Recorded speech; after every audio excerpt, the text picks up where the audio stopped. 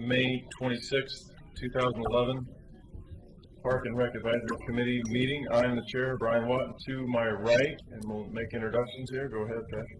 Patrick Slaney. Don Smith. Nan Betteridge. Mike Mitchell. Stephen Orr. Shoemaker. Denise Hystad. Scott Archer, Community Services Director. Okay, right. So, good evening. First item on the agenda is the approval of the minutes. I trust you have gotten to take a look at those, both at home and here. Does anybody have any comments or adjustments? Do I hear a motion? I move to approve the minutes. I second. Okay, all in favor? Opposed? Okay, minutes are approved from the meeting on 4/28/2011. And thank you for typing those out. Was that you, Scott, or is that you normally? I don't think I've ever said that. Thanks for typing those up. You're welcome. My job. This is my job. It is. Whatever it takes. Okay, seeing no citizens currently, we'll go on to general business, which we can start with the PRAC report to the City Commission. And I certainly was there. Scott, do you want to kind of start out, and I'll, from your perspective, or would you want me to? Sure, I can. Well, what I can tell you is that Brian did a really, really good job of presenting the report to the commission. I think it was really well received, and there were some very positive comments about just recognizing the good work that you're doing as a committee. I think that there was good response to most of the items you brought up, and you'll probably talk about some of the specifics of that, Brian, so I won't do that. But I just from where I sat and just watching the City Commission respond and how their reactions were, it just seemed like it was a really positive thing. It made me realize that we probably do need to do this at least once a year, and if other pressing issues come up, more than that. But I think one of the commissioners even said something to the effect of, "I wish every committee would operate this way," or something. I just think that you did a really good job of communicating the issues and getting them to understand what you've been up to and what some of your goals and ideas are. And you did a really good job, Brian, of linking the objectives with the City Commission's goals, which they, I think, respond to that very well and appreciate. And even some of the things that weren't part of their goals, but just explaining why some of the things have kind of bubbled up as, efforts that you're undertaking and pursuing and that kind of thing. So anyway, I thought that went exceptionally well, frankly, and I really sincerely mean that. So unless you wanted me to comment on anything specific. Well, maybe in the course of time, we'll just spend a couple of minutes on this, the bulletized version of my comments there. If you guys have a chance to look through all of those, that would be appreciated. And at some point, we'd like to get this document, and maybe the other one with a little bit more information on it that I've made available to you over email. Maybe get that one out. I'm not so sure, because the more detailed stuff is maybe often unread by. Not that they wouldn't want the more detailed stuff, but this is the nuts and bolts. Actually, not the nuts and bolts. It's a little bit higher view. But so I would like to present this via email form, electronic form, to the commission and whatever staff is appropriate to, after we all kind of agree that this is something that we would like to go forward. This document here in front of us. The PRAC annual update to Oregon City Commission, that document. I chose the word action here. This document is a summary of what Mr. Watt presented during the regular commission meeting on the 18th of May. It is provided for your information. Again, it's going out to the commission and the mayor and others. Information and action. Action meaning, and specifically, if you want to put a little star by the dog park, the pocket park disposal and the RV park, because we really, one of the things that I told them is that we understand that we are an advisory committee, but we also like to be a committee that's taking action. So wherever appropriate, we like to have, for us to have a ball, we'd like to move that ball forward. And this is what we're doing with those three, in particular. And in order to move forward, and I think we did get a positive and affirmative nod on all three of those, really, that we ought to move forward in discussion. I could be mistaken, but I think we're ready to move forward on all of those. For instance, the dog park. I believe that the general opinion of the commission, again, was one of approval of continuing to look at it. But typically, when you're talking to the commission and some of it is new stuff, they're not gonna give you an answer, because there were five, no, or four. Were there four of them there present? I think just 4 of the 5 Yeah. were there tonight, yeah. So, I mean, there's some new things they don't have time to discuss, et cetera, but, in general, I think they approved of this idea of looking further into a dog park.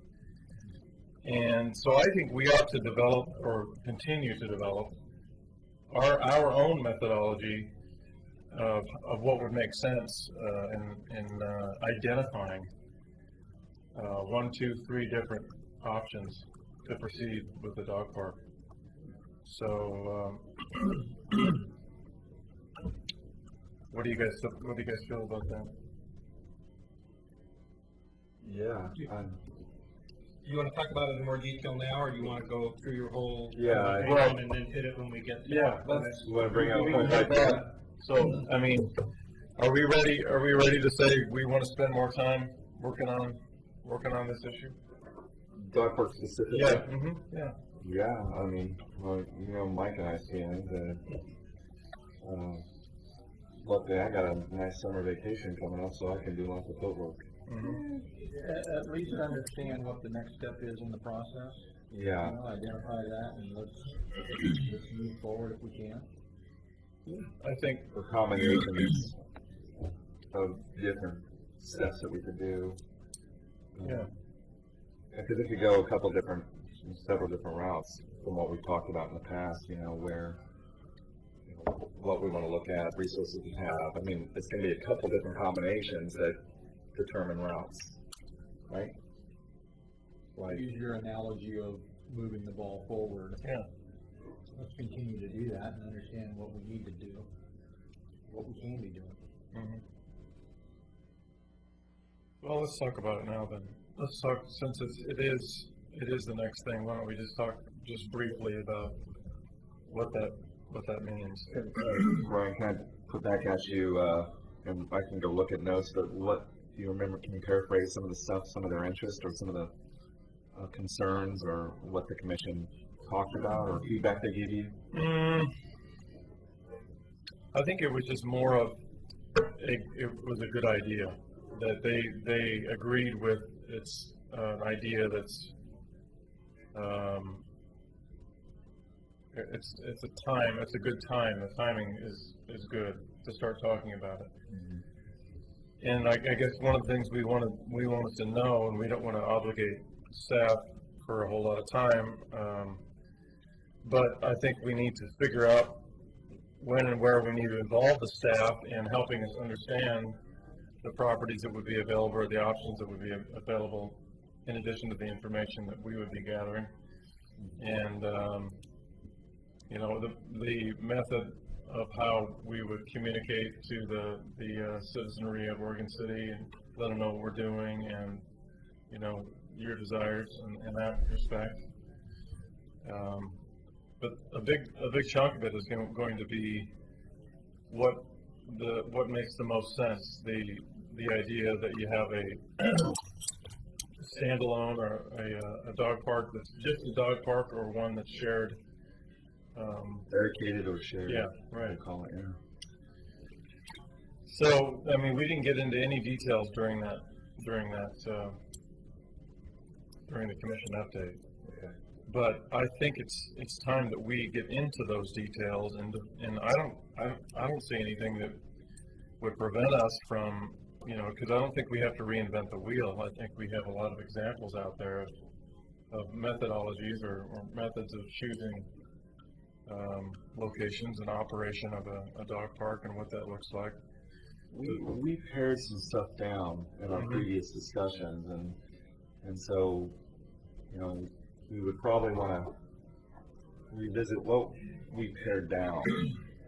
Did we agree to, a focus towards dedicated specifically, and then look for properties in that area, and then figure out how funding would happen, how we would figure out partnerships, and anybody, how did we leave this last when we were talking about it?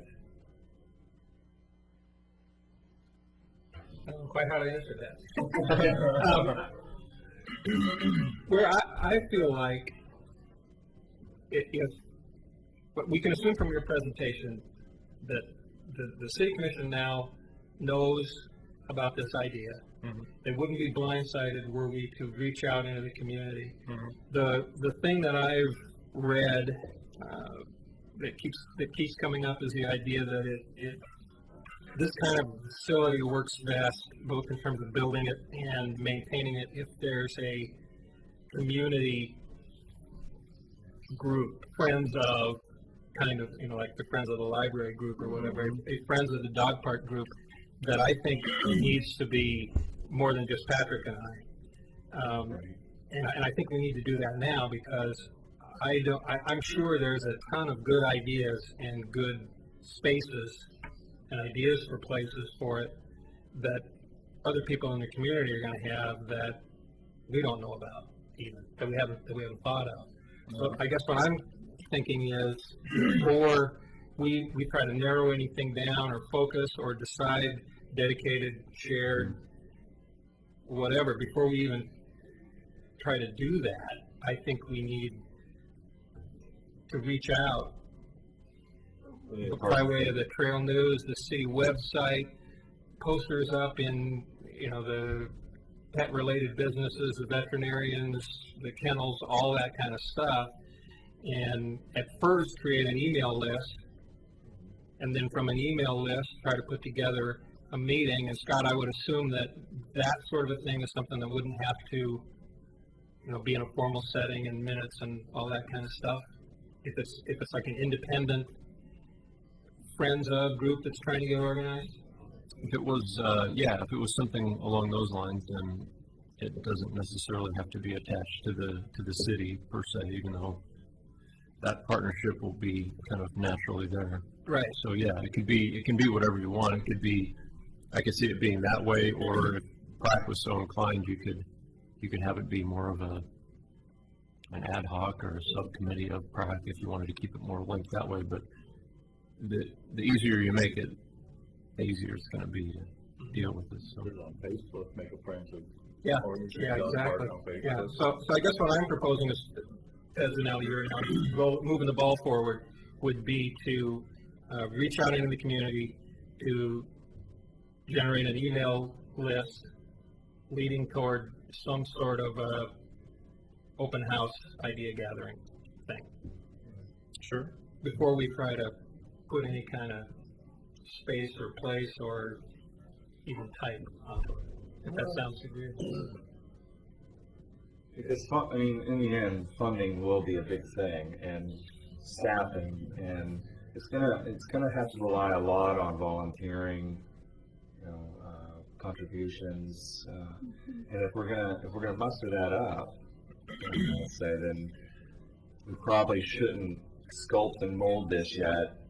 We should get, ownership. Yeah. And if we're getting a partnership, we're going to have a buy-in and an ownership, and then it would help create it.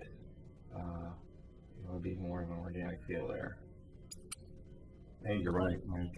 Partnership has to be drummed up first before we plow ahead. Otherwise, we'll run into a big roadblock of, well, it's going to cost this amount of money, and then it might not be there, or we might not have the ability to make it happen, the resources to make it happen.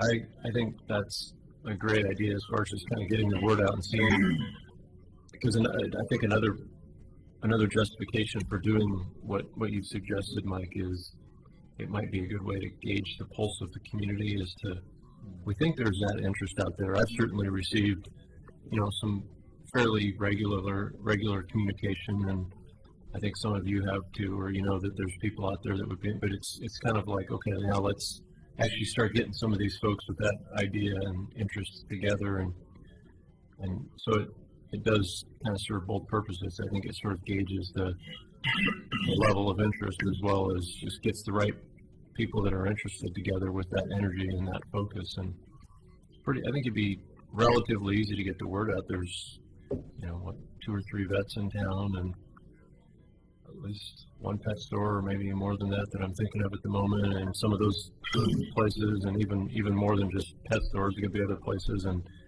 we have ways of putting it out all over the city's website and some different facilities and different avenues. So I like that idea. From where I sit, I think it makes sense. I would suggest that, I like your question about how formal you need to make it, and as far as being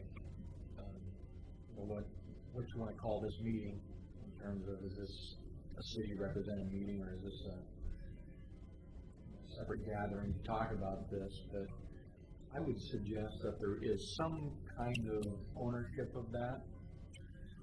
Maybe yourself or Patrick take that as PrAC representatives, and just at least some kind of note taking. Hey, 50 people attended this on this date. Here's kind of the consensus. I think that's good documentation to have going forward. Not necessarily formal minutes, but I think that's important to have, as kind of a testament that, hey, we did have some good community involvement. And, the community was part of this process.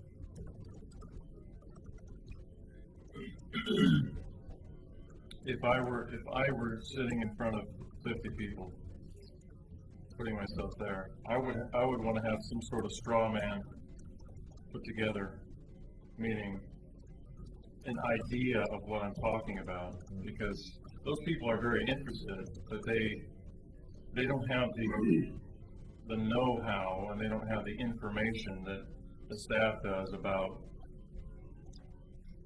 what we're talking about doing. So I don't think it would take a whole lot of work to build a sort of a straw man understanding of, this is what we're thinking, we're conceptualizing this, we have ideas, we've done this, sort of have a mini presentation, maybe 5 or 10 minutes. And so to give them that straw man something to hold on to, and then you might have some guy that says, you know what, I don't think, in my neighborhood we want that, and you mentioned this part. So at least it's a jumping off point for discussion. Ultimately, that's going to have to happen too. If you say, hey, we want the dog park to be in Wesley Lynn, and we say this several months in the future, or that's something that's on the table, and then you have a group of people to get together and say that absolutely not, that's not going to happen in that neighborhood association. Ultimately you're going to have to deal with that stuff. But if we have something to present to them about, okay, here's where we are and here's what we've done, and we've identified some, we know what the basics are for what a dog park would have to have. There's some that we can automatically take off the list, some areas that we can automatically take off the list. For instance, I don't know, whatever that looks like, I would want to have that available to talk about. You're exactly right, Brian, but like I was mentioning, I know I mentioned this in a prior meeting, but there's a lot of research that's been done by different groups, and so lots of contacts. I've already found tons of stuff, and like I was telling you, this fellow by the name Gary Evans, assistant director out of Lake Oswego, said he'd love to give us a lot of feedback in their process and how it went. So we definitely have a lot of people who would be interested in sharing, but you're right, we want to make sure that we have answers for people Yeah, give us that have structure. debate or questions or want to critique it more, that we should come prepared. Yeah, so if you're gonna get all those people in one room, give them some meat. Right. Give them some structure of how far we've come in the discussion. We don't wanna do any work that ultimately will be a waste of time. But that's my opinion. Scott? I guess a suggestion to help kind of move that idea forward, if that's what you want to do, is the subcommittee, which I guess is Patrick and Mike, and anybody else that wants to, certainly anybody else that would want to join, but we could get back together between now and, well, in the very near future. I don't see why not. It would just kind of depends on your work schedules and so forth. We could meet and kind of go over, when we would like to do this, some potential locations, and we could certainly.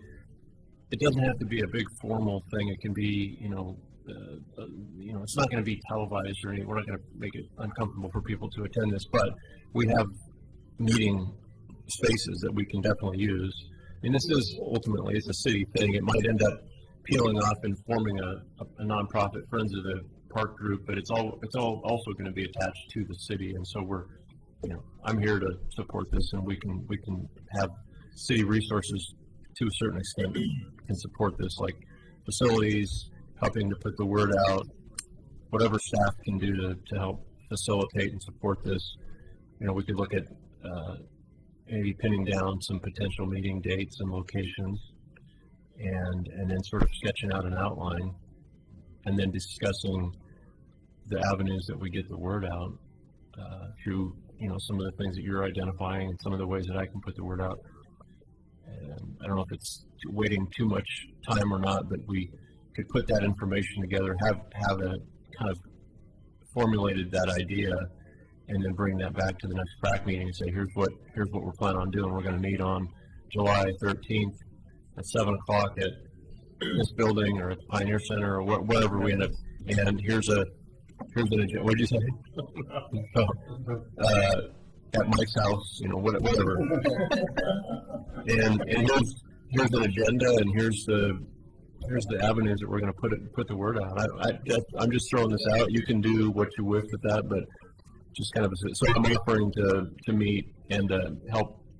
Maybe we can all sit around a table for half an hour and kind of bring all this together. Just a thought. Be happy to do that. We do that soon. Yeah, I'd love to do it sooner than later. Summer, I think, is going to be great to have a meeting mid-summer because people are out and about enjoying the parks, and they got their pets out in full force, and I think it'd be a good automatic advertisement. Well, if we agree to meet as the subcommittee with staff before the next PrAC meeting, we could set that goal, and then we could kind of communicate outside this meeting. We could communicate as to when you guys are available. Maybe we could even wait. The next PrAC meeting is the 23rd or something. Yeah. So that actually, Patrick, for your schedule, maybe after school is completed. I don't know when you get done, but I think we'd have time to meet. Yeah, I'm clearly out by then, so maybe a week before that. Yeah, so that's what I'm suggesting is, and then Mike, you can compare your schedule. You guys are awesome. And I love the media stuff, and you guys, who brought up the Facebook idea? That was good. Well done. If I get buttons from the city, and I could put a Facebook page, email link, have you guys check it, approve it, and call it the, whatever you want me to call it, Friends of Oregon City Dog Park, whatever, and we can, it'd be interesting because you would get instant membership signups, and it gives you good feedback as to, who knows, in the first month you wind up having 1,000 people sign on, and it could be a real eye opener. So if you guys want to give it the blessing, I'll get that going right away. So I think those are the kind of details that we'll work out when we we need. sit around a table and, Okay. and hash those out. We'll get that sorted out and then can bring back something pretty concrete to report at the next meeting and be ready to, get, be ready for PrAC to kind of sign off on moving that forward and then do something, potentially in July or whatever as a meeting or something. And just to kind of wrap this back into our discussion about these bullets here, what I think I'm planning on doing is I'd like Scott to have a very short email that I send out, maybe through you, that would detail what we see as things that we're going to take action on or begin moving on. One of them is the dog park. Just so they know, I don't think we, after seeing and hearing what we heard last Wednesday, perhaps we don't need to say, okay, are we okay? Is it okay if we do this? Perhaps in the email we'll say this is what PrAC's doing, 1, 2, 3, and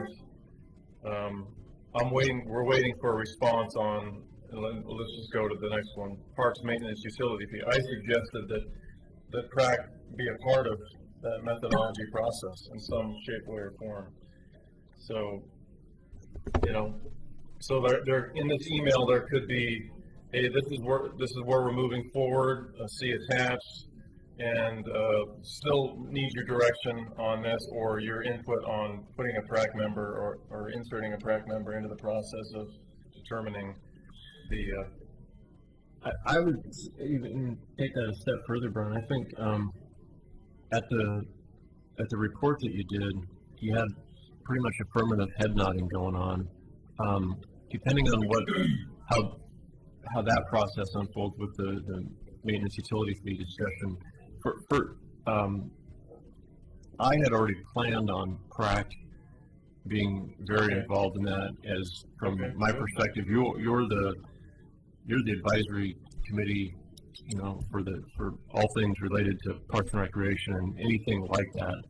You would be inserted into that process, and we can discuss how that happens. Whether it's a representative, a couple, 3, there'd be regular reports that I will be making to PrAC about that process as we get going.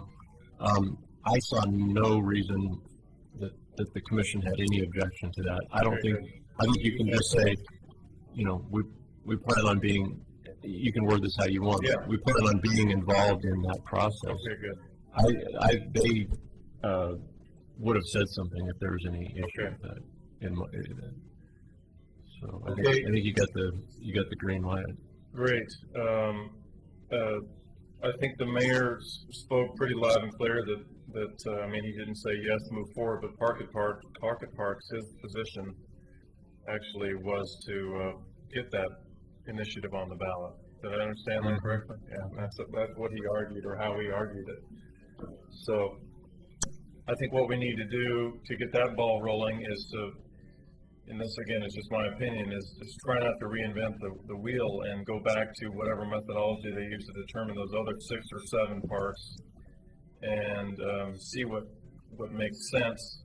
Now, we suggested to the commission that this run concurrently with an 18-month process for the determination of the maintenance utility fee. So it's not as if we need to rush through this process. I think we should define it to them and say we're also moving forward on this, and we are going to develop.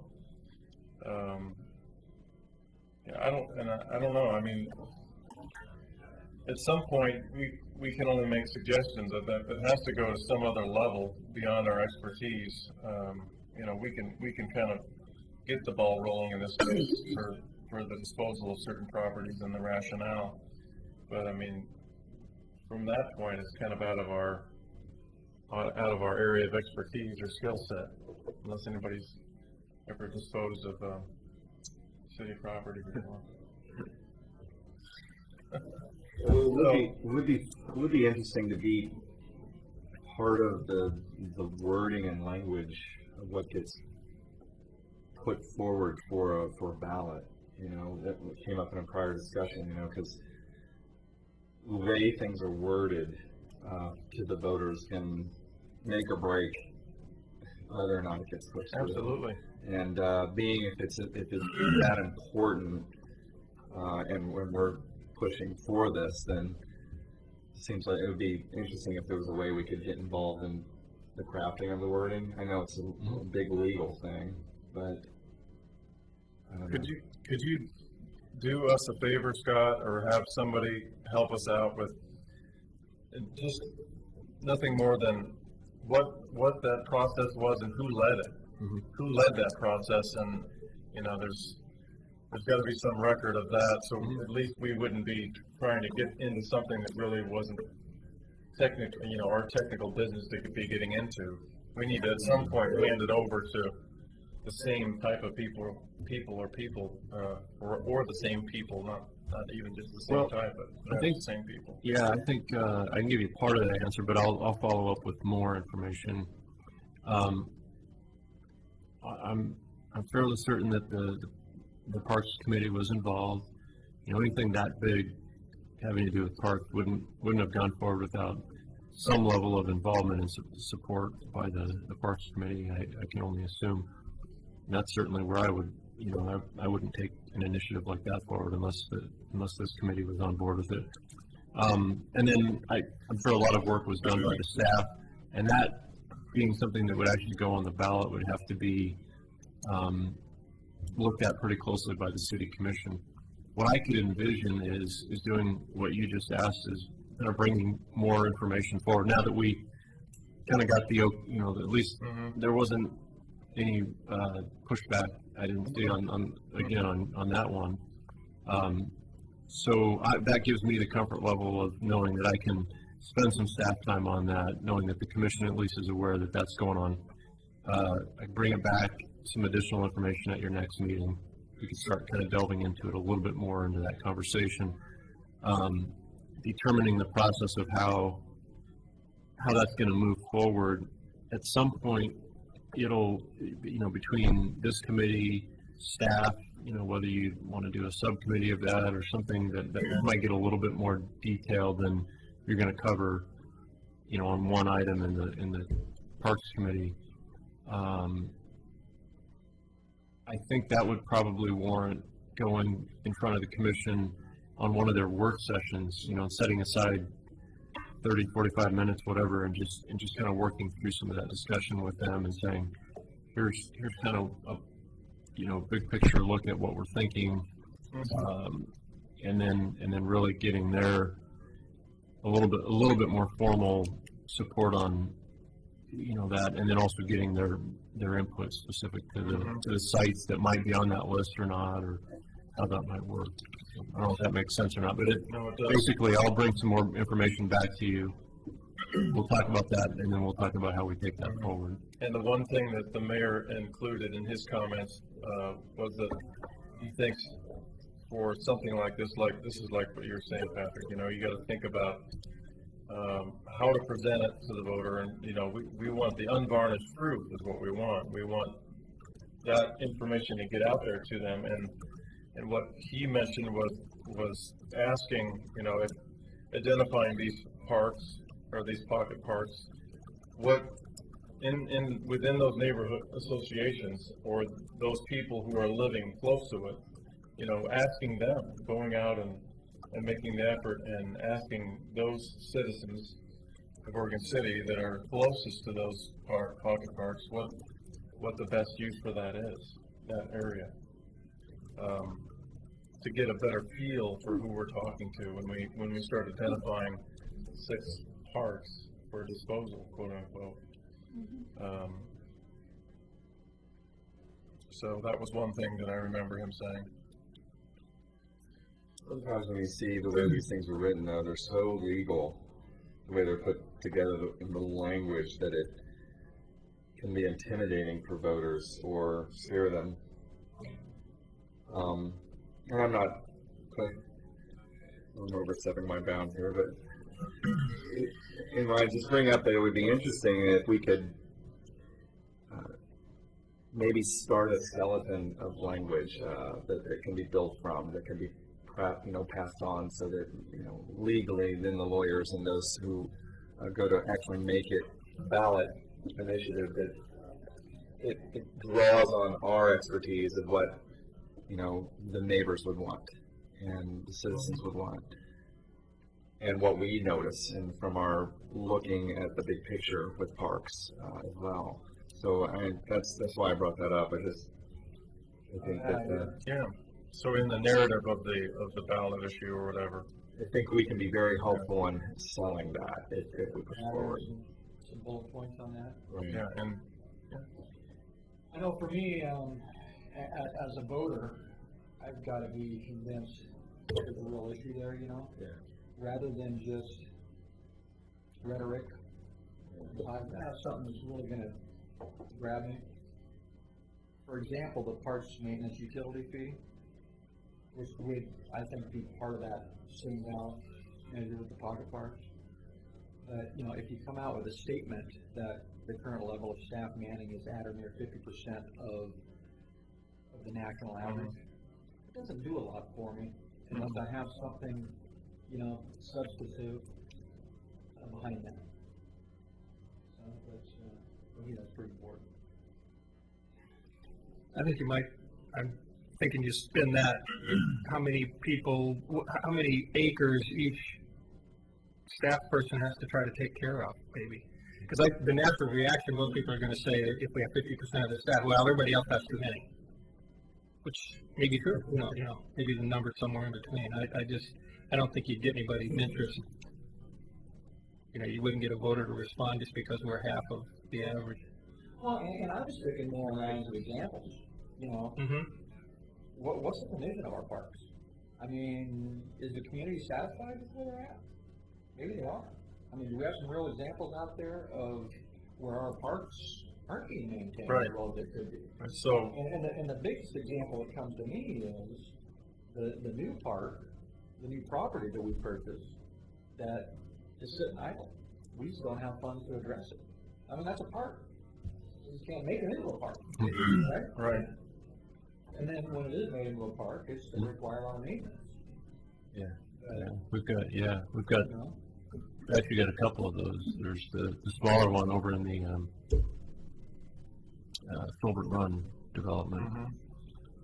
Similar thing. Yeah, I totally agree where you're going, Ted. Is I think the compelling argument is not going to be 50% of the national average. Yeah. I think it's what's my level of service. What does that mean in terms of how does that affect our parks? This will help us do X, Y, and Z. Deferred maintenance. We've got crumbling paths and Right. some shelters that are not in such good shape. And I mean, there's some real tangible things we can put on, put in front of people that give them understanding that. And the other piece of that is, to me, is the most, it's a little more out there, but is that as we've continued to add more facilities, we've not added the capacity to take care of those. And our levels of service, basically we're stretching the rubber band out further. We're not going to be able to keep up, and we already aren't. And there are issues that, we'd like to do a better job of providing certain levels of service, and it's just not possible to do it. So I think we do need to delve into the specifics of what that means. And if you tie that, the parks maintenance fee and disposing the parks, pocket parks, and at the same time be able to say, here is this list of pocket parks that are essentially of limited or no real use, but with that money, we can develop Glen Oak Park that we already have the property, and we sell off these, and we can develop this, or we sell off this, and we can build a dog park. Just rather than leave vague out there, what are we going to do with the money if we do dispose of those things? We could have a short list of, here's what we already own, land-wise, and have not been able to develop. So we'll dispose of this property that's of marginal use, so that we can develop property that we can Prioritize what the funding would be. yeah, where it would go. Because I think that I wasn't here at the time when it failed before. It did fail before, right? Right. Do you know, was there any sort of idea where the money was going to go, or? I don't know that it was specified in the ballot. I don't believe it was. Yeah. I've read the ballot title, and I don't think there was anything specified about that. So yeah, you can be more specific than it was last time. And one other thing that did come up, Brian, you can comment if you have a different interpretation, but Mayor Neely made a comment about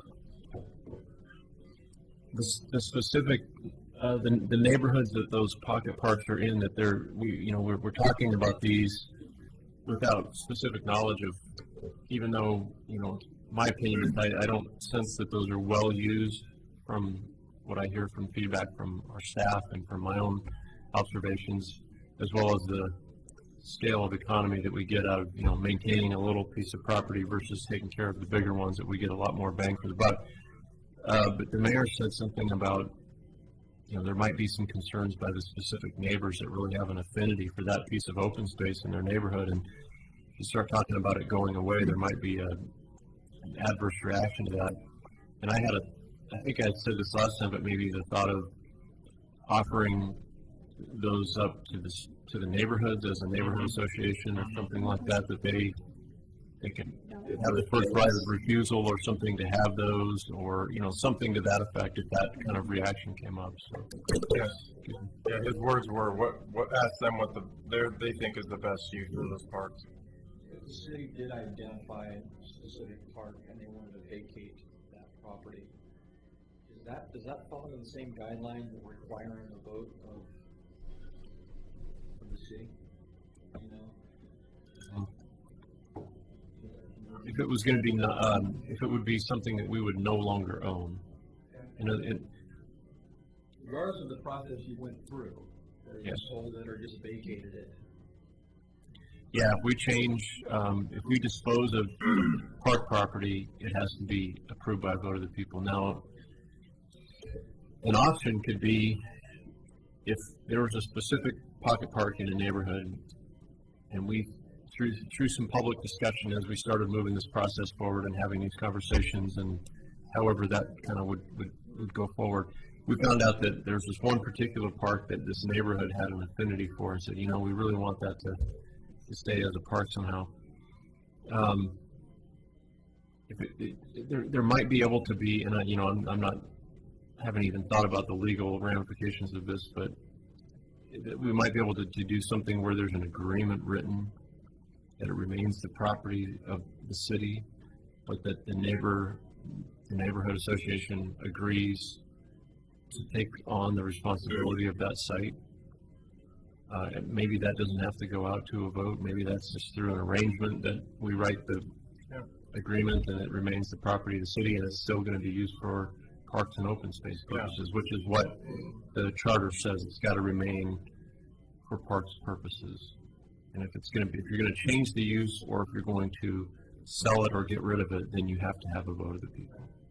So there might be some creative ways to think about doing some things without having to go to a vote or something. I'm just kind of sort of spitballing on that idea there, but it's like Don's been wanting to say something over there. I think you could even turn it on its head too, in that there's probably a part of the population that thinks that particular pocket park or undeveloped property is an attractive nuisance.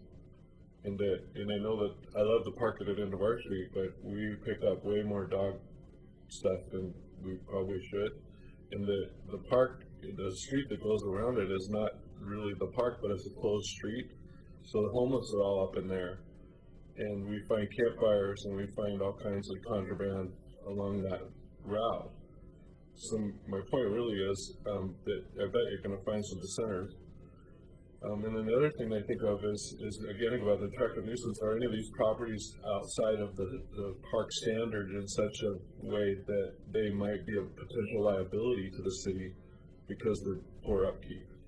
And that may be an argument to help dispose of them. Potentially, that we could, you know, that you could potentially look at some of these spaces in that way that they're not developed, or they never were developed to an appropriate standard. Maintenance and the upkeep is difficult, or, you know, it's just not what we would wish it to be. So, and we have no intention of developing these sites. I mean, we have so many other priorities to spend the limited development funding that we have available, that they're probably going to remain at least in its current condition or less as the city continues to own it. And so I think that's a compelling part of the discussion myself.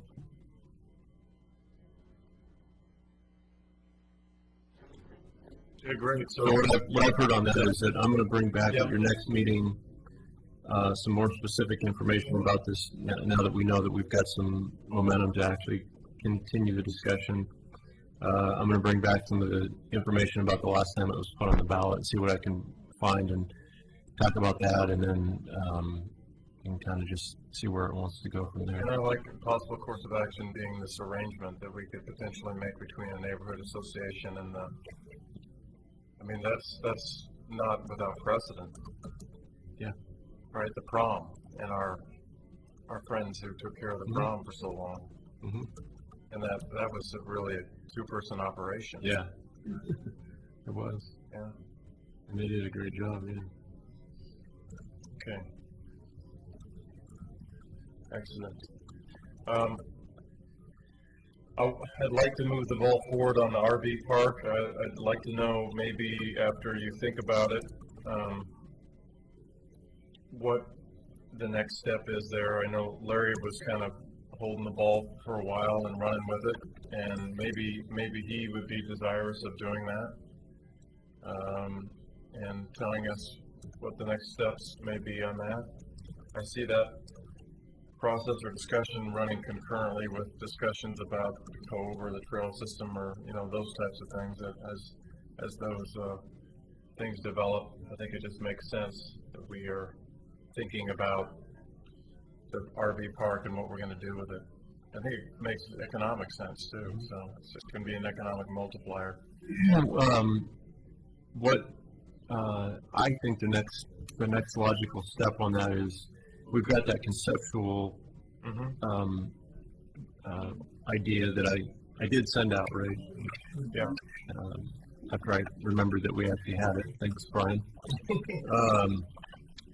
Well, I think where we stopped was, that was a really just kind of a rough overview idea, that what we really need to do is we've got to further develop that vision for the RV park, because right now we don't know what we're even going after as far as what the amount of money it would cost to do and that kind of thing. So I think the idea was that where we last stopped and haven't taken it any further, probably partly because we weren't sure where the commission's level of support was on that. And again, I think it was pretty unanimous head shaking and to an affirmative support that they seemed okay with us going forward. So we've identified some funds that we could use to do a more of a refined master plan process. So we would actually do hire an architect, a landscape architect, a designer type person or firm to help us actually make that vision more concrete. And again, PRAC would be involved in that discussion, and maybe a representative to that process or whatever. There'd be some level of public meeting or meetings, and we kind of vet that out and then come up with a final design. That's what my thinking is on the next logical step, because that's where we've kind of stalled out. Is really we don't going forward. That's the only way to determine, what are we looking at? How much money are we talking about, and so forth. And that doing a master plan will give us those answers. And so you said that there has been some money identified for that? Yeah, we've got some identified actually from the revenue sources, actually from those funds that we collect at that dump waste station site there where people dump their RV waste and you make donations, those funds go back into an account that are to be used specifically for Clackamat Park. And so we can tap those and use that as a source of funds to do this project, to do the master plan project. And then that probably gives us an idea of what kind of money we're looking at. The scope and the cost and everything else. Is that a moneymaker now? It generates revenue to the tune of about it's hard to gauge from that, but I think we're in the give or take around 50 to 55,000 revenue dollars per year. It doesn't cost us that much to operate that because we have volunteer park hosts that kind of take people's money and kind of help them out, and it's just sort of absorbed into the maintenance of Clackamat Park, so we don't really specifically identify how much maintenance exactly is on, but it's not a high maintenance place. Right. The biggest maintenance items that we really have are when we get a flooding event, we have to go in. We have to go in and kind of flood proof it. We have to pull the power and pull the pedestals that the power hooks up to and do a few things like that. But generally I'd say it's positive revenue. It's not a huge moneymaker because when you balance that 50 or so thousand in revenue with however much we actually spend on maintaining it, but I think with doing it I think the potential is there to generate a significant amount of revenue if it was a kind of a first rate type of an RV park. Yeah. It's a big market. I know for a fact that people pay $50 and $60 a night for a nice RV pad. Maybe more. Some of you might know more than I do about this, but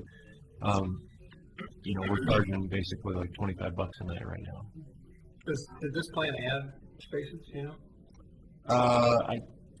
I'd have to double check on that. I don't know that it added spaces. I don't think we lost any either, though. We might have lost a space or two because of adding some of the landscaping that we were gonna put in. I'll double check on that. Remember what the net effect was on that. So anyway, from that for the time being, I don't know that there's a whole lot more that PrAC needs to do. You've advocated for that. You've gotten what I think is the Commission's kind of head nod to go forward on it. I think the next move is in my court to get probably moving forward when we can. Part of the challenge here is putting that into our work plan. We're pretty overwhelmed right now with a lot of projects and a lot of things going on. So, we'll just slate it into our work plan as we can do it and try to get that moving forward. Okay. Can I ask 2 more questions and I promise to stop? Questions are good. How often does it fill up in the summer? If Larry were here, he could tell you a little bit more specifically. Our average, what it is, we basically run it most of the year except for when it's flooded out. Really low occupancy over the winter months. Pretty high during the summer months. I think the average, when you take all that average over the year, our occupancy rate is somewhere in the 50% range, average. So, is that average 50% occupancy? So pretty good guess? What? August we had 50% occupancy last summer. Okay, so summertime is 50%. The whole summertime is. I mean, So the average annual might be a little bit lower than what I said. It's not great. I mean, it could be a lot. The point is, it could be a lot better. The projection. Part of the reason I was asking, I was wondering, if it is full in the summer and we're trying to generate revenue, I was wondering, there's that land to the south heading toward John Storm that's kind of underutilized, and I wondered if there'd been any thought of expanding and adding more spaces. I mean, because That's been talked about, like yeah. riverfront land again. Yep. Well, if we're only 50% in summer, Well, that's why I asked the question. If it's 50% in summer, then it's probably not worth seems like the spending question the would money. be, how do we get more advertisement for it, or Yeah, connections to the, right. you know, the resources around it to bring more people in? I mean, wow, I thought it was more than that. Probably more than 50. Well, it does. I mean, if you, depending on when you go by there, on a nice weekend in the summer, you go by there, and it will be full sometimes. I mean, we do hit full capacities, but then after the weekend's over, it drops off. You know, so again, it's kind of that up and down. You know, frankly, I think it's a lot of it has to do with the state that it's in, the attractiveness. All that considered, it does fairly decently, I think. But if it was a first-rate type of a facility, I think that would naturally draw more folks. I think Don's got So when they say improvement, that's a big, wide brushstroke, and I wondered where that language, who decided, where does it originate, and what were they thinking improvements look like or feel like? I think it came a little bit from both from this committee as well as staff looking at it. In a nutshell, and again, that's why we need to do the visioning plan, the master plan, to get more specific to answer that question. But I think, you know, basically it's a gravel parking lot. You pull in and you're pulling into a gravel parking lot. Almost no landscaping within the park. I mean, you've got some trees around in the park, but not on your site. So the idea would be to put nice, you know, either paved or concrete pads in, have some specific to each site specific landscaping. You know, some grass, picnic tables with the pad, some you know, plantings, some better shadings with some trees, improving some of the services. For example, you know, we have power and water hookups. We don't have sewer hookups. A lot of folks that pull in with these nice rigs that, you know, they're looking for a first-rate kind of a place. They sort of expect to plug everything in, and it just, you know, it runs like your own utility system would at home. I don't know that we're ever going to be able to put sewer in because we're so far below grade, and we'd have to do a pretty expensive pump station to get that uphill. That might be an option. That's potentially part of that.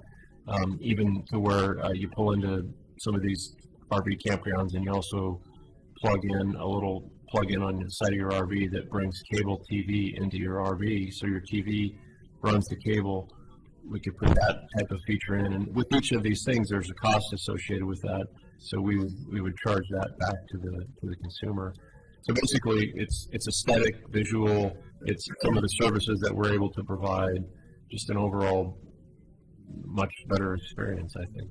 The experience more what people are looking for at a nicer facility, and with the location that we've got being so unique within the metro area, you know, that has a humongous value to it that we, you know, I don't even know how you put a price tag on the value of pulling up to the river frontage on the Willamette within the Portland area where you can camp within the Portland area. So. Well, I think it's interesting in that the users of this facility are not locals, and how you go about evaluating what would be a good, you know, what amenities you add and not add. And then I would offer that, which you probably already know, there's some pretty good industry trade associations that will offer a whole lot of free advice on how to get your RV park higher on that list. So, great. Yep, we're familiar with those. We've even worked with some of those. Good Sam's is one of the big ones. There's some RV national associations that do offer basically that type of advice. You can get on their. We've been on some of those advertising lists where we've paid to be in national publications. We actually put some signage out on I-205 2 or 3 years ago. We can definitely increase our presence in some of those types of things. But the question right now is almost kind of, what are we attracting people to? How much investment do we want to make to say, hey, come to this place, and then they pull up and they pull into this gravel parking lot? So, you know, we could definitely increase our presence in some of those types of things. I think first we need to make it a place that people would pull up to and be pleased about where we've drawn them to. And you make a good point too, Don. Many of these folks are from outside of Oregon City. Some, actually, we do have people that tell us, people have their nice rigs, and sometimes you don't go very far. You just make these little short trips, even just down the road. We get people from around the metro area that know about it that just come and spend a night or two just because they can be on the riverfront, and then they drive back home to Beaverton or wherever. But a big part of this justification, I think, in making an investment is tourism, and that's a big word in Oregon City. And we do get, we get some huge spin-off benefit from that. We don't have a lot of hotels and motels in Oregon City, and that gives another place to point people to. And also, we do draw back a positive revenue benefit from. We collect the hotel motel tax on every night of occupancy that we get at that site, just like a hotel does. So we collect the transient lodging tax on every night of stay at the RV park. So that comes in, and a chunk of that comes back to the city to expend, like on the Oregon City Civic Improvement Trust grants that we actually, our department has been the benefit of some of those. So anyway, there's those kind of positive. And I think it's somewhat visionary too, just as we develop, or at least are planning on developing that area down there too. So, making Oregon City more of a destination to come to. Okay, you can take a look at the rest of those. I've got the Singer Falls project on there. You guys have seen these before, and I believe if we haven't made contact with Marcia and the Rotary, we will soon. I'm just getting them to give us another update on that, and maybe just an email update. I don't know, an email update or an in-person update, whatever. I know we want to go, but can we go back to the last one just for a second? What are next steps on the RV park? The next step is Scott said that there's been some money that has been identified to create a master plan. So when the staff gets the time and their priorities, they'll develop strategies and then come up with a time to set aside for planning process. And so we have no next steps until we personally, we're gonna wait on, good question. We're gonna wait on Scott and staff, and maybe we'll see Larry again. I know he's busy, but it would be great to have Larry give us that update or an update. I know he's passionate about that. He is, yeah. So, okay. So just like I said, and I'll let you guys see that email that I proposed to send out. It'll be one that will beg for an answer, hopefully, or at least share enough information to let the commission know this is where we're headed. And if we don't hear back from them, I guess we could assume. I mean, we're already assuming, and because we've got a really good feeling from the discussion, certain things, but I just want to be able to give them that email and then a copy of this soon. So if you guys don't have any problems with this as you read through it tonight and in the next couple days, that would be great. We can get it out to them within 2 or 3 days. Questions on that? Just work on that, Brian. Yeah, a lot of work. Thank you. Thanks, guys. I like the way you put that last bullet. I was more specific about I'm very interested in that from the Oregon Trail site, but you touched on that about having an eye on the economic impact. Yes. And how it would support or complement. I'm glad you saw that, because that's exactly what I was thinking about. Okay. No, So- I think that's well put. I mean, it's not as specific for the issue that I'm encountering, but Mhm. it's captured in there. Mhm. So I like that. Okay, let's move on. We're looking at, we've talked about the dog park, and now we're taking a look at the goals. If you want to just open that up quickly, there's not too much to talk about here. The only thing I'm suggesting that we put on there are 9 and 10. I think we're all in agreement with researching and referring disposal of certain pocket parks to the voters. And Scott is going to accumulate some information, as he said, and bring it back to us next time on that. And, you know, the wording of number 9 may change, but I think that's the basic essence of what we're talking about.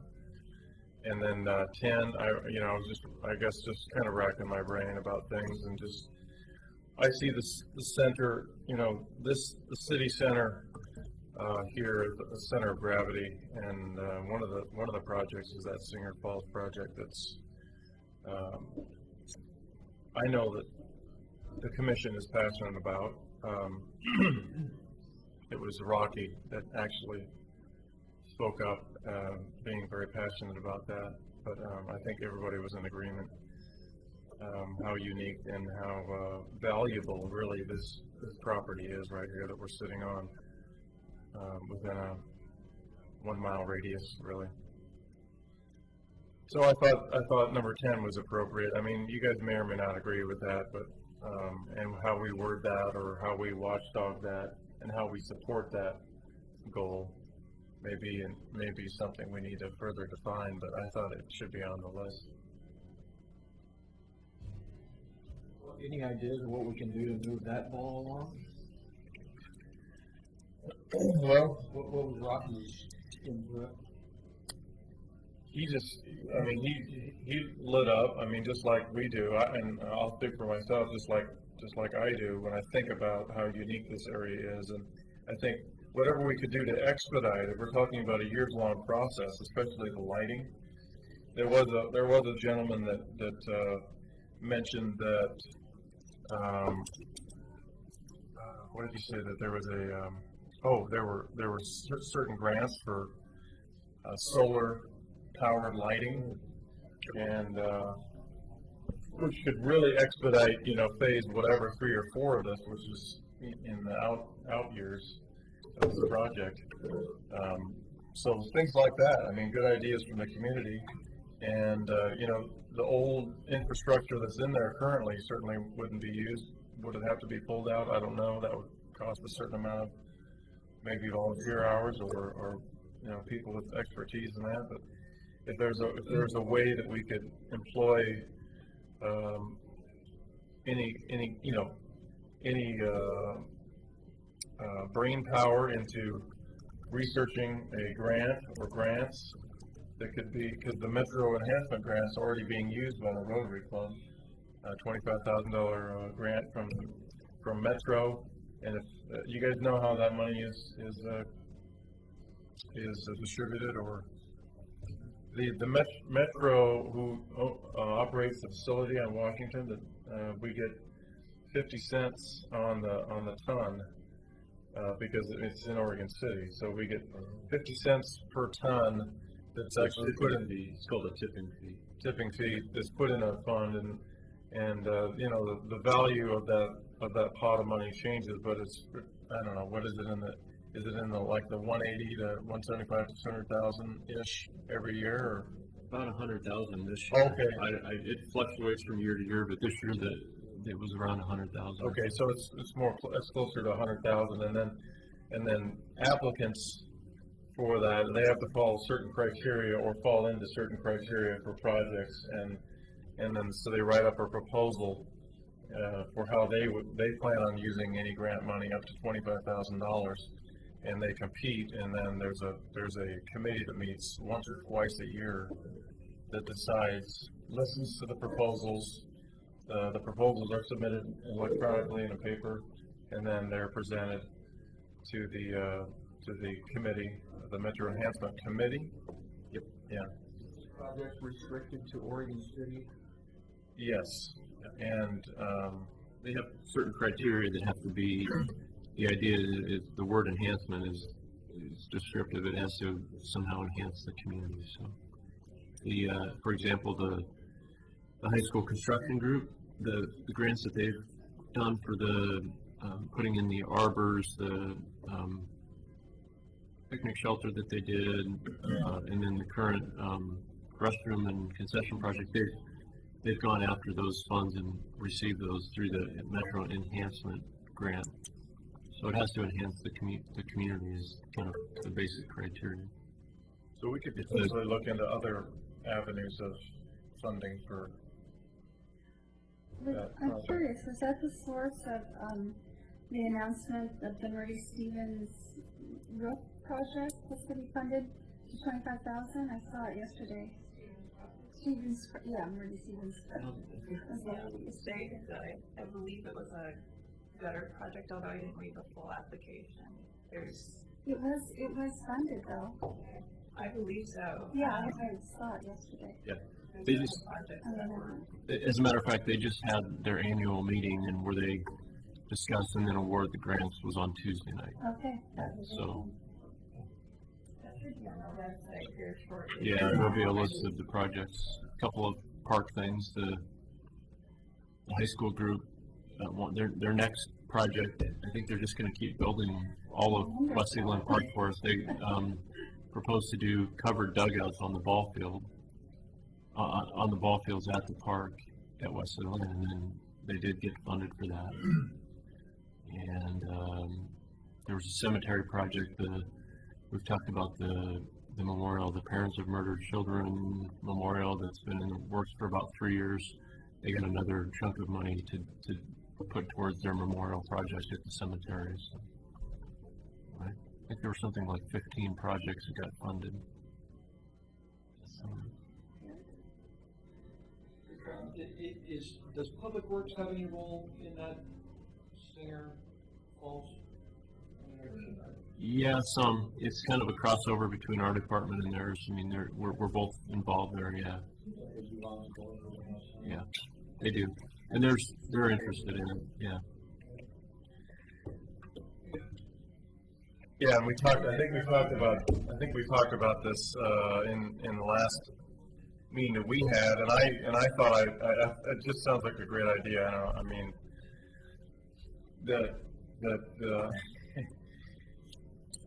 they're doing such a great job. I mean, Britt Tucker and those guys, and this is a community service too. I mean, it's an amazing process, and you know, you go from garbage to, you know, improving our parks, and I just can't see anything that's bad about that. I mean, it's all good stuff, right? I mean, it's just makes sense, right? And I thought, you know, keep these guys rolling, and so we could build a $25,000 dog park at some park, you know, and that could literally be the cost of building it or putting it down with 2 or 3 structures, and, you know, completely surrounding it with cyclone fence or whatever appropriate fencing that we would want to use. And that could be an acceptable construction project for a class, for Tucker's construction class, maybe. So I think that's a great idea. And the thing is, what they do is they go get these grants from the Metro Enhancement or whatever. They basically parlay a $25,000 actual cash grant into like $100,000 project. Right. Because labor of in-kind services with labor. And then a big part of what they do, I think you guys know this, they go out to the community and get donations. And they go out, the materials are, not all of them, they have to buy some of them. That's what they use some of the funding for. But they go out and get donations from, you know, some of the kids know a concrete contractor, and they'll go get his or her services. And some of them know whatever supplier, and they'll go get those. I mean, they go out, those kids go out and they beat down on people's doors and get things donated. So that $25,000 can become a $100,000 project, and that could be a dog park. And they design it. I mean, right? They do, absolutely. So And they come and we don't present. pay a designer. I mean, they get a grant, and then they do the thousands of dollars of work in designing it and everything else too. So that's also Well, like substantial structures like the picnic shelter. I mean, they're getting into. They went from they used to build birdhouses and stick them on on the things that you put in bat houses and stuff. That's what they started at Hellendale Park, and then they started building some benches and some little arbors over the benches. Right, those don't require building permits, and they don't have to be architecturally stamped because they're not sizable. All of a sudden, then they started taking. They just kept getting bigger and bigger, and they started building. They built those sidewalk arbors, the trellises that you walk under at Westland Park on your way to the picnic shelter. And then when they got to the picnic shelter, then we started getting into engineering and architectural stuff. They went out and got donation of architects and engineers who said, I'll review your plans, I'll help you kind of modify them to make sure that they calculate, and I'll stamp them, because you have to have, when it gets to a sizable structure, it's got to have an architect and an engineer stamp on it. Otherwise, our building department's not going to let it get built. They go out and they get those guys, they go out and twist somebody's arm that's an architect to get them to help them finish the design, and so that we know that it's going to not fall down. And same thing with this concession stand project they're working on right now. They went out and got that thing done with some services with an architect and the engineering, and it's phenomenal. Yeah. It's just really, it's such a cool program. So perhaps, I mean, just this idea of carrying it forward, we can insert that into the next round of the next process. By the way, we rented, the Watt family rented that the structure for my daughter's birthday party. So that was on Saturday or Sunday. So we were out there on Sunday. But it was covered. So that was cool. Cool stuff. All right. Before we leave goals, Yes. based on your presentation to the commission, is there anything here that should go off the list, or deserves to be in capital letters, or? I know you didn't specifically go through all 10 of them. Right, yeah, I'm just yeah. wondering if, based on their input, if this list has changed any. I don't think it's changed at all, and I just think, we've just highlighted a lot of things that they're nodding about, so things that our goals and their goals intersect with, they're obviously on board with, and then where it didn't intersect, like dog park, RV park, those types of things, that I think we've got the nod as well. Okay. So yeah, good, very good point.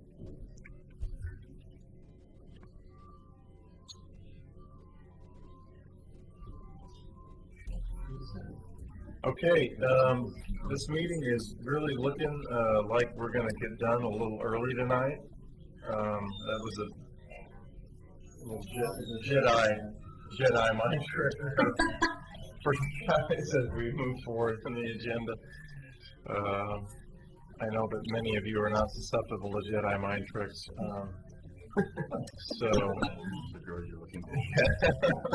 Steve's got it. So.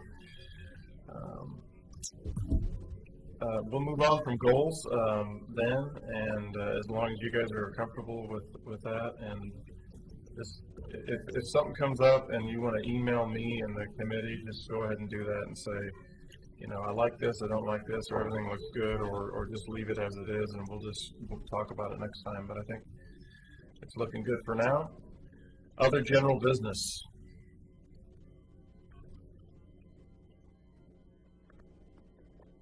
Anyone have anything they want to bring to the table?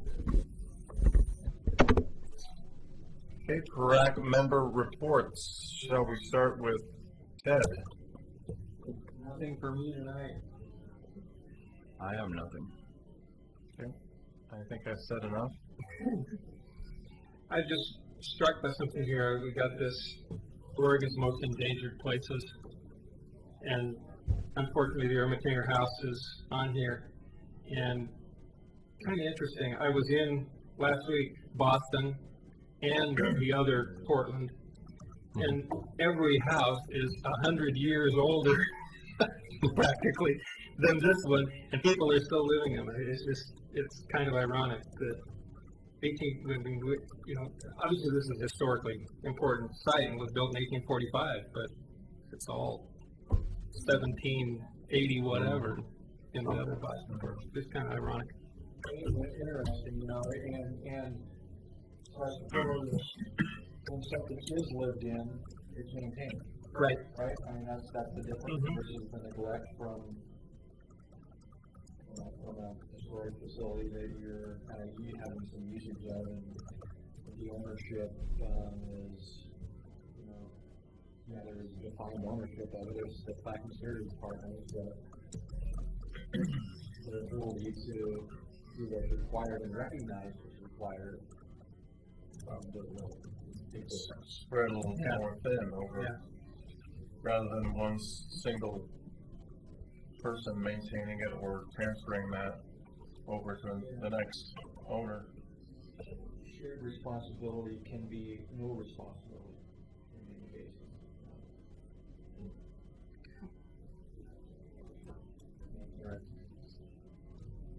Ms. Lynn? Okay, from the Pioneer Center, they're planning summer activities and classes. Also to include the volunteer recognition on July 21st, because it takes an army of volunteers to run all the programs over there. They're also in discussion with the owners of Singer Hill Cafe to partner for a fundraiser this coming fall, so raising some funds. Cool. And then June 30th, there'll be an official retirement of one of their employees who's been there more than 20 years. She will continue on contract through the end of December, but I believe it's the OPI case manager, Beth. Yeah. Anyway, so they're busy as usual. The Singer Cafe sounds fun. Yeah. I like that place. I think that's a great, good job. The way they're filling out the indoor plants inside and plants like you've been on the back side of the building. Hydroponic vertical garden. Yeah, it's pretty neat. Ambitious, yeah. Yeah. It's a real love of his, that science/art project he's got going on there. It's pretty cool. I have nothing to report. Comment. I'm just proud to be a member of PrAC. I've been out and enjoying the parks already. Leslie Park, I went to support some of my fifth graders' Little League games, all the way from Wilsonville playing their rival Oregon City. And I didn't know who to root for, or do I root for my kids from Wilsonville, or do I root for my hometown Oregon City? They did describe our Oregon City boys as being a little bit bigger. So I said, well, you're going to have to feed them like Oregon City kids and potatoes. And my 8-month-old son signed up for swimming lessons, so my first encounter with the Oregon City swimming pool. And what a top-notch operation they got going on there. It's just, I went there an hour early with my boy and just watched all the lessons and the different instructions going on there. I mean, it's a magical place. It's a pretty cool place. Good. Well, can't swim yet, but he enjoys water. So level 1? Yeah, I don't know what this is. I mean, it's all technical. Well, that's right, you're just talking about your, yeah. What about 8 to 8 months. Yeah. Dipping his feet and splashing around. Well, that's not level 1. Swim tots. Yeah. Swim tots, is that what it's Tater called? tots. Yeah. We would agree. I'm really proud of our swim lesson program. Rochelle and our staff do a really good job. In fact, we'll be probably over the next 2 or 3 months here, we'll be having, I think, Rochelle coming in and giving you kind of just a generic update about what's going on at the pool, and also Kathy about what's going on at the Pioneer Center. We'll try to do that every so often, and we're about due for that. So probably hear a little bit more about some of the lessons in the summer programs and things that are going to Yeah, we have to participate a lot more. I mean, they had me in the pool singing Singing baby songs. Anything else saying? Going in a circle. Did you go in a circle? Yeah. Immersion. Yes. All right, that's a great report. Thank you, Patrick. Okay, let's move on to staff reports. Okay, the Kenema Neighborhood Park Project update. Things are moving forward. We're on the track of the timeline that we've set out to be on. The project has been advertised and has been out to bid for a few weeks. Our bid opening is next Tuesday, so this coming week, next Tuesday. I think it's the 31st, I believe. Does that sound right? Yeah. So we'll be opening the bids and seeing what we've got, and then our hope is to take a bid award forward to the City Commission for approval in June. And so probably by your next meeting, I'll hope to be reporting to you that we've awarded the bid for the contract, and we'll be getting things going and moving into the construction part of that. So that's a good thing. Yep. Carnegie Spray Park renovation. We've begun the project over there, a couple blocks over. We started demolition of the existing surface, and Denise can probably talk to you a little bit more about the timeline and the plans for what's going on with that. Basically, we're going to finish the demo. We're also going to install a new meter so that we separate the lines from the building itself, the Carnegie building, and the spray park, and that should eliminate all water hammer that we're seeing during the summer months with the valves opening and closing. And we'll be able to meter more directly the usage of the building and the spray park separately. So is the old waiting, I forgot to ask this last time, the old waiting pool structure is being demolished? Yeah, we're having to demo the concrete. Some of it's not as stable as other pieces. Yeah. But it came out really nicely. We have just a couple little nicks on the existing sidewalk, just based on how tight it was up against it. But it came out beautifully, and we preserved all but just a few little chips on the sidewalk, which was excellent. That is good. It was, I was very impressed. Our contractor is very attentive to the fact that we're trying to be cautious and preserve all those elements that make it unique to what it was and is. We're a little concerned about the weather.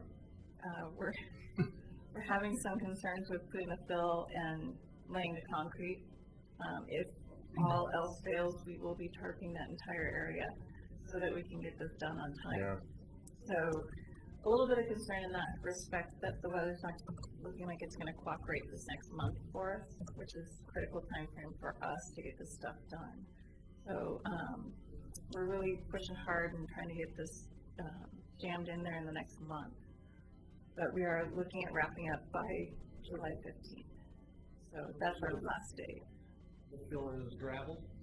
It's a sand and gravel, and it's a compaction process. So we have to have a PSI compaction test on it. Denise, a couple more questions. And I know you answered these before. So you're filling it completely level, right? With the outside sidewalk? No, there is a small slope value from the sidewalk. The sidewalk itself has a very small slope out to the seating walls, Right. and has weep holes through the walls to drain. Then the main splash pad will have a slight slope to the center drain, so that we don't have that spillage going out into the lawn areas, that it will actually drain. And are they putting what kind of sprinkler heads or We're doing devices? low flow nozzles with a mixture of what we call like a flower spray or a mister, and some of them we have a couple different nozzles that have more of an arch spray on them, and I think there's even ones that are more of a bubbler style where they come straight up. So they sound like there's going to be some creativity with the different new nozzles that are going in. We're getting the most bang for our buck and Oh, play cool. value out of it. Neighbors will So love that. we are. I mean, so there's a couple things. One, we're renovating the surface. That we were having those slipping problems because we've got those slopes into with the old waiting. So everything is going to be essentially flush with the slope that you talked about. But with that, we're also making some improvements to the amount of spray nozzles that we had. What was the number? Like 3 or 4 times more than we had. For 16 nozzles. 620 nozzles total. and we had four before. Well, 3 only. And then also the patterns and the different things that they'll be doing that the kids, not just, I mean, adults can go too.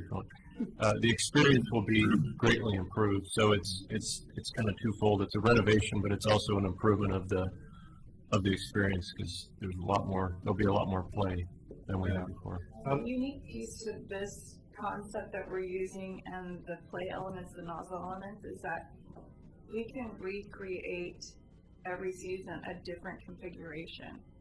So we can change the way it looks each season just by taking the nozzles out and moving them. So we can create a new pattern every season. So just depending on how much staff time we have to do that type of thing, we do have that ability to change them out, which makes it also a less of a maintenance cost to us because it's not a specific nozzle. So we can get any of these nozzles that fit this type of receiver.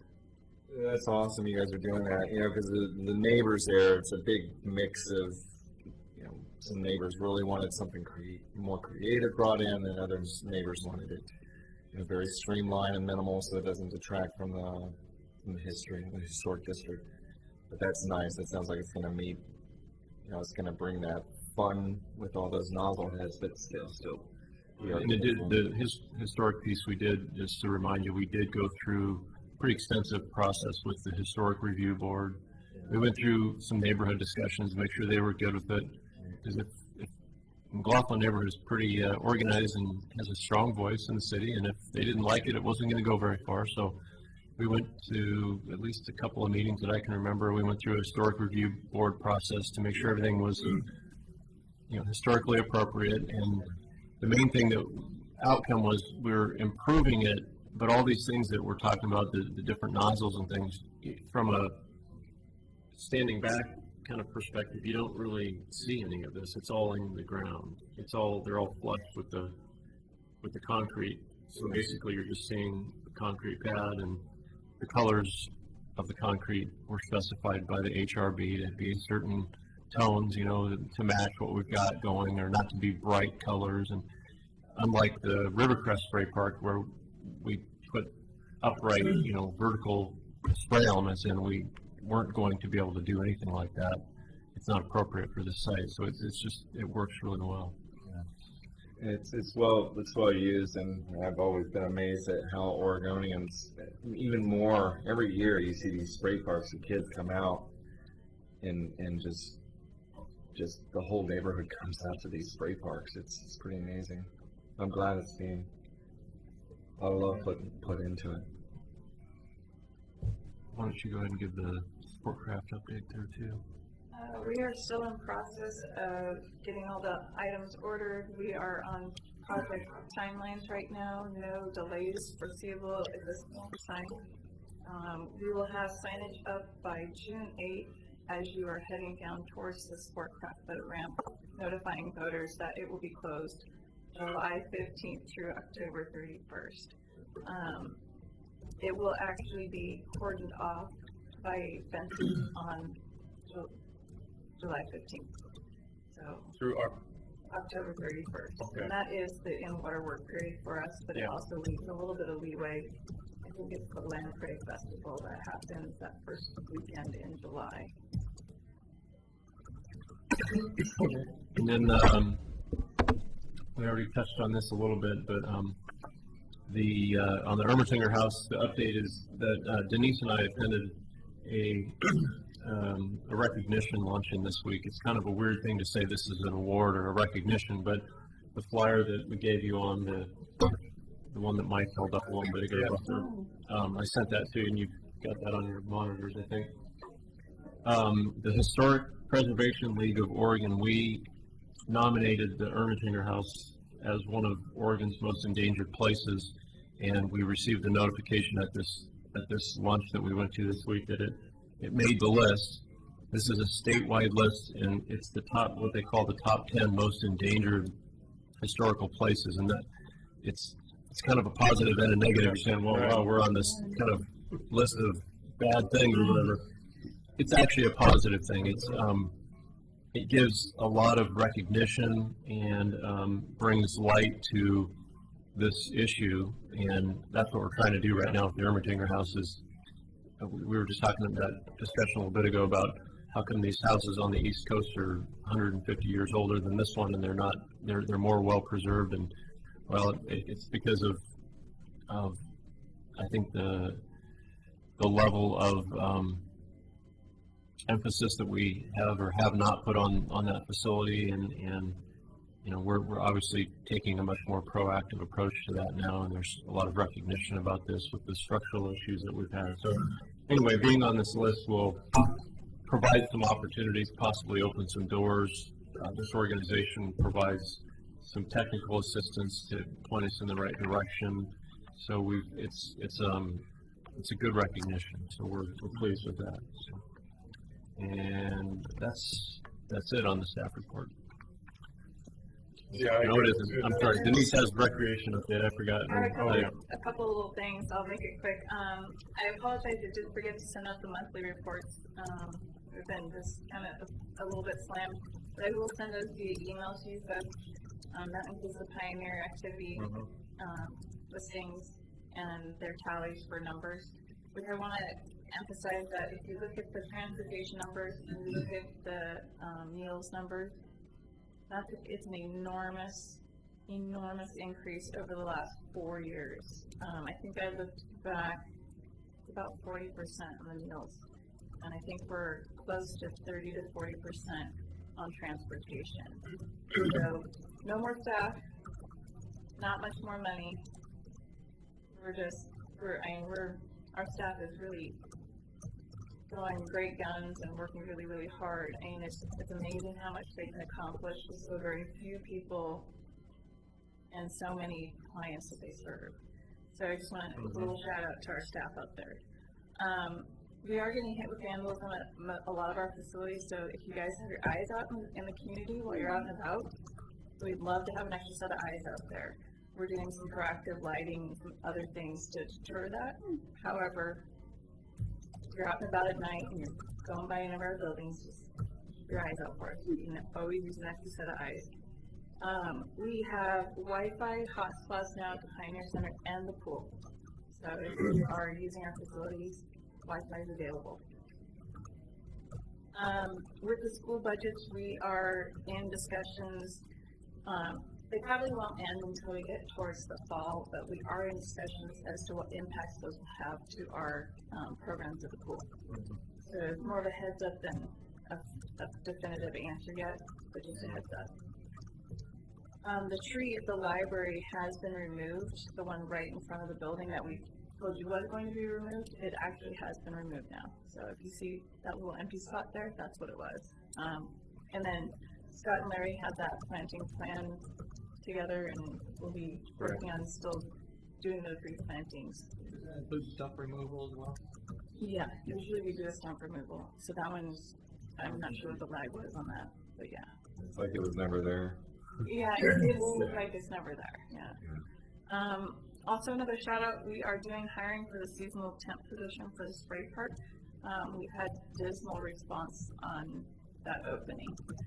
So if you're over 18, interested in working a seasonal position, we have online applications. So if you know anybody, send them our way. And that's it. Somebody's got to know a college student that's home for the summer that's looking for gainful employment, certainly, right? And responsible, right? Posted on the website? That helps. It is posted on our website, and it is an online-only application. What's required to drive for Meals on Wheels? If somebody were to show up and ask to participate? I think they do a background check because, you know, you're working with a senior community in a trusting position. There's a background check. I think, I'm not sure, but I believe Age? 18, I think, because the clientele that we serve. Makes sense. So, and Kathy Wiseman can give you all the details on that. We have just a plethora of volunteers, and there's different pieces to each of those volunteer positions. But I sent my daughter, I asked my daughter if she was interested in doing that last summer when she was home, and she was. We have a lot of people that will partner. She told me she wasn't able to do so. I forget the specifics as to why. Yes, Kathy. But we definitely, if we don't take them from Meal Farm Meals, we have other opportunities for people that are under 18 for the summer. We also have opportunities for people over 18. So there's a variety of opportunities working with our senior center. There's some other, college kids and kids in mine who are recently out of high school. So I guess, your point about Kathy would know more details. He would know more I can always details. approach Kathy and Absolutely. ask her more if she feels like there wasn't an opportunity to volunteer. That concludes our staff reports. Okay, Thanks. all right. The next scheduled meeting is June 23rd, that was mentioned already, and hope to see you all there. And I think we're ready to adjourn this meeting at 8:46. John. Becky?